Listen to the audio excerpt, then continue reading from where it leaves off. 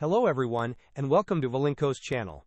In today's video, I will show you how to reset your display settings on your Windows machine. And now, let's get started.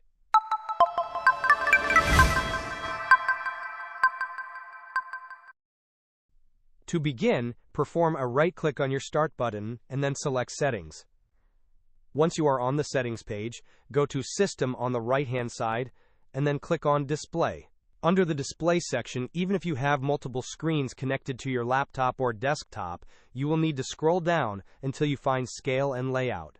Under Scale, if your scale has been set to any of these percentages, ensure it is set to Recommended. This will take you to the Reset or Default setting. For Display Resolution, make sure your display resolution is set to Recommended, especially if it has been set to any other resolution. Additionally, under Display Orientation, ensure it is set to Landscape. If you have a screen or monitor connected that is in portrait mode, you will need to select that display and make sure its display orientation is set to either landscape or portrait. Once these adjustments are made, you can close the window. This should reset your display settings to the default or recommended ones on your Windows machine.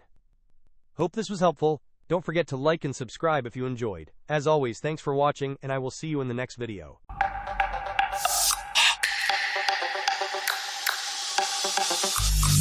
You